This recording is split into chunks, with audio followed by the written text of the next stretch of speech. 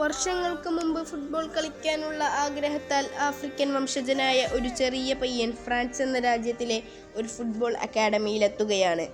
ആവശ്യത്തിന് പൊക്കമോ വണ്ണമോ ഇല്ല എന്ന ഒറ്റ കാരണത്താൽ ചില കോച്ചുമാർ അവൻ്റെ കളി പോലും കാണാൻ കൂട്ടാക്കാതെ പുറത്താക്കുകയായിരുന്നു. നഗരത്തിൽ പ്ലാസ്റ്റിക്കും പഴയ ആക്രികളും പിറക്കി നടന്നിരുന്ന അവൻ മറ്റൊന്നും പറയാനറിയാതെ പുഞ്ചിരിച്ചുകൊണ്ട് അവസരങ്ങൾ തേടി നടന്നു. വർഷങ്ങൾ പലതും കടന്നുപോയി. ഇന്ന് അതേ കോച്ചുമാർക്ക് അവരുടെ ക്ലബ്ബ് തൂക്കിവിറ്റാൽ പോലും അവൻ്റെ 13-ാം നമ്പർ ജേഴ്സി കിട്ടുമോ എന്ന് സംശയമാണ്.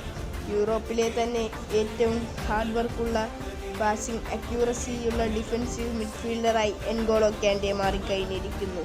2015-ൽ പ്രീമിയർ ലീഗിലെ ചെറിയ ക്ലബ്ബായ ലീസ്റ്റർ സിറ്റി FC ഫുട്ബോൾ ലോകത്തെ തന്നെ ഞെട്ടിച്ചുകൊണ്ട് പ്രീമിയർ ലീഗ് ചാമ്പ്യന്മാരാകുന്നു. 2017-ൽ ചെൽസിക്കായി പ്രീമിയർ ലീഗ് നേടുന്നു. 2018-ൽ ഫ്രാൻസിനായി വേൾഡ് കപ്പ് നേടുന്നു. 2021-ൽ ചെൽസി യൂറോപ്പിനെ മുഴുവൻ അത്ഭുതപ്പെടുത്തി ചാമ്പ്യൻസ് ലീഗ് നേടുന്നു. എല്ലാ മത്സരങ്ങളിലും 90 മിനിറ്റിലും കാൻഡെയുടെ കഷ്ടപ്പാടുണ്ടായിരുന്നു.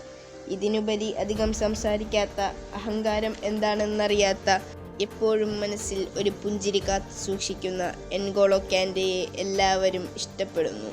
ഫ്രഞ്ച് കളിക്കാരനായ പോൾ പോഗ്ബ കാൻഡെയെ പറ്റി പറഞ്ഞതിങ്ങനെയാണ്: അവൻ കളിക്കാനും ചിരിക്കാനും അല്ലാതെ മറ്റൊന്നും അറിയില്ല.